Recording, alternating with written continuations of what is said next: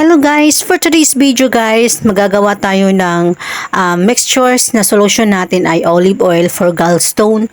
Ayan, for ano guys, pang cleansing sa ating katawan guys. So ayan, gumagamit tayo ng olive oil.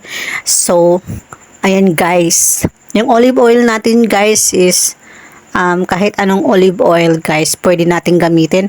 At meron din tayong isang pirasong lemon. So in-slice ko na siya, and then may dalawang pure juice tayo na apple guys. So ayan, dapat dalawang karton talaga guys, yung maliit lang.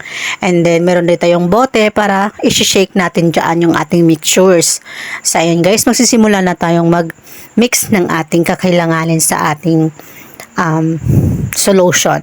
So ayan, meron tayo ditong olive oil na kung saan kahit 1/4 lang doon sa baso na ilalagay nyo guys. Kasi pag nasa half naman siya, sobrang dami naman nun.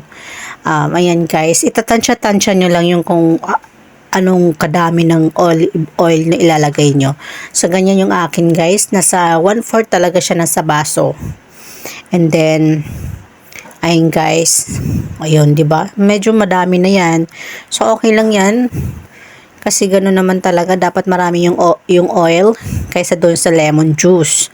So ayun guys, i-squeeze natin yung ating lemon. So gumamit ako ng salaan yan guys, kasi meron siyang buto para mawala po yung buto na hindi masama doon sa juice niya. Pwede na naman kunin nyo yung buto at idiretso nyo doon sa oil, dun sa oil na nasa baso na nilagyan nyo ng oil niya. And then ayan guys, squeeze ko siya. Sobrang matigas yung natin lemon. So sobrang tigas niya guys. So kunting katas lang yung nakuha natin dyan guys, pero okay na rin.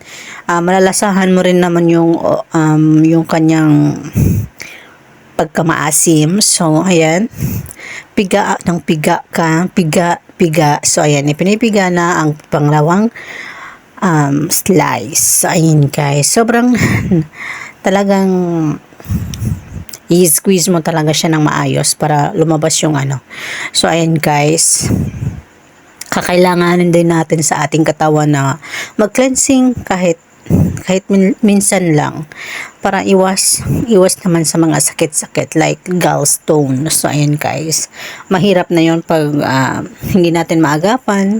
At least kung ano man yung meron natin sa katawan natin, at may ilalabas din natin yon. At yun ay nakakatulong sa ating pangangatawan. So itong video na to guys is nakikita ko ito dun sa isang video na kasister din natin na gumagawa nito, at na iinganyo ako na gayahin siya kasi medyo naman nakaka-help naman talaga sa ating pangangatawan, lalo na sa ating mga yung mga bato-bato sa ating nasa kaloob-looban ng ating katawan. So ayan guys, so sinusubukan ko siya kung ano talagang ka-legit ng kanyang solution. So ayan guys, kasi pag once na legit to guys, ito ay ipapagamit ko talaga to sa mga kamag-anak ko. Ito gayahin to, ganito gawin nyo, ganyan.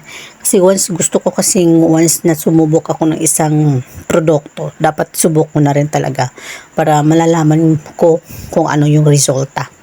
So ayun guys, talagang pinipiga ko talaga yung lemon guys, kasi para sa akin parang kunti lang yung kanyang katas. So ayun guys,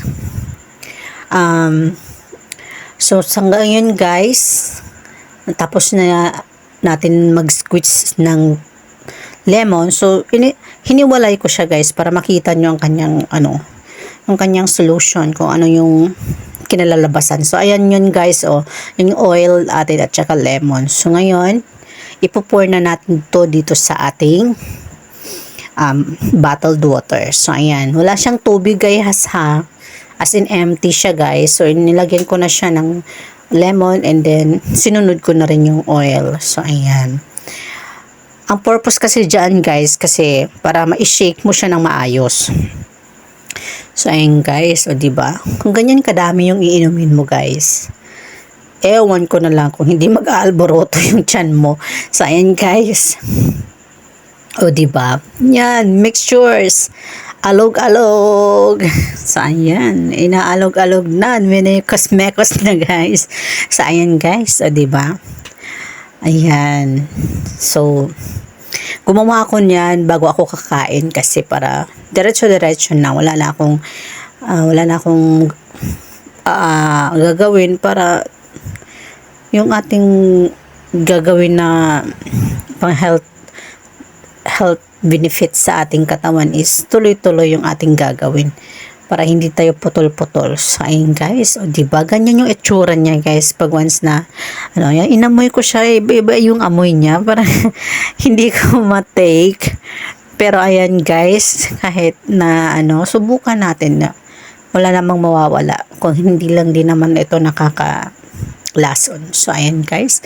Ayan guys, yung ating mixtures na solution natin sa ating lemon at olive oil. At yung ating dalawang box na apple juice. So, ayan guys. Thank you for watching guys.